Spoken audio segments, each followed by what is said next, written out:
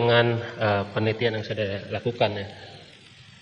Pada saat saudara melakukan penelitian terhadap Ricky Rizal, ini secara umum saya pernah membaca adanya kalau pemeriksaan terhadap kasus-kasus melakukan dengan metode psikologi forensik itu ada coaching the witness.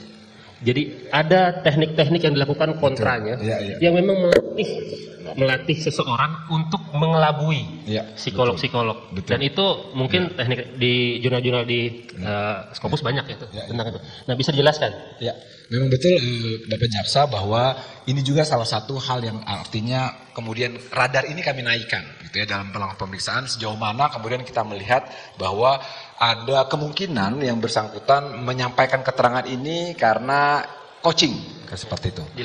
Dilatih atau kemudian ada semacam suatu ya mungkin skenario lah katakanlah kita pakai. Nah, yang pada Bapak Saudara Ricky ini juga menarik. Artinya kami bertemu dengan yang bersangkutan dalam bisa dikatakan dua babak yang berbeda, kira-kira begitu.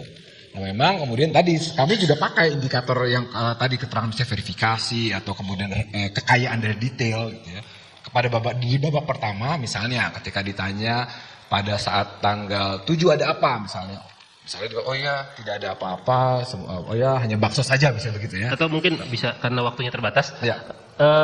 Ada probabilitas nggak bahwa ada dilatih atau di coach Ricky Rizal dan juga beberapa saksi-saksi lainnya untuk menyampaikan keterangan yang seragam? Iya. Ada probabilitasnya nggak? Jawaban singkat probabilitas ada, tapi kemudian kita cek juga kan, artinya ketika seseorang memberikan keterangan berdasarkan skenario-nya dan sebagainya, tentu kan kita melakukan misalnya pertanyaan probing, kita menggali. Ketika kemudian yang disampaikan tidak berbasis pada apa yang dialami, ketika kita gali, ketika kita coba untuk kita kembangkan dan sebagainya, maka kemudian yang bersangkutan tidak perform, gitulah kira-kira. Tapi tidak menutup kemungkinan itu, pastinya kan, karena ini selalu ada. Artinya itu yang kemudian kami juga evaluasi. Kemudian sekarang tadi saudara menyatakan keterangan Ricky Rizal itu patut diduga berkualitas, ya kan? Ada gradasinya tidak untuk menilai bahwa ini tingkatannya apa sih? Kalau kami kan ini salah, ini benar, ini setengah benar, ini salah. Nah, masuk dalam kategori apa nih patut diduga berkualitas? Apakah ada lagi kualitas di atas itu atau di bawah itu? Ya, memang saya terima kasih Pak Jaksa, saya paham ini pertanyaan ini memang untuk kami kalangan psikologi sulit untuk menjawabnya secara pasti seperti itu. Karena memang kemudian tadi kalau kita ini kan data dari apa yang berbasis pengalaman ini bisa dikatakan muncul mungkin 100 kalimat ya. Dan di dalamnya ada kualitas-kualitasnya. Nah, ketika mungkin kita coba mengkuantifikasi ada berapa detail informasi, katakanlah ada 100 detail informasi. Lalu kemudian cut off-nya atau batasannya di mana? Ketika tadi seseorang ngomong 40 dari 60 atau 80 dari 100 seperti itu. Nah, ini sesuatu hal yang juga tidak mudah dan memang ada upaya misalnya untuk riset dilakukan untuk melihat kredibilitas dari keterangan berbasis yang verbal gitu ya. Atau mungkin bahasa simpelnya ada kalimat lain nggak yang bisa saudara ahli kemukakan untuk menilai bahwa keterangan ini 100% benar atau ini sangat berkualitas? Kalau ini kan patut diduga berkualitas. Ada keterangan lain nggak atau bahasa lain nggak yang bisa saudara kemukakan untuk kategori di atas itu? Kalau tidak ada katakan tidak. Tidak ada Pak, psikologi artinya kita tidak ini bahasa umum 100% ya. Cukup bukan 100% maksudnya bahasa yang nilainya lebih tinggi dibanding patut diduga. Ya, artinya keterangan disampaikan mengenai. Nah, keterangan apa nih? Kan kita harus spesifik.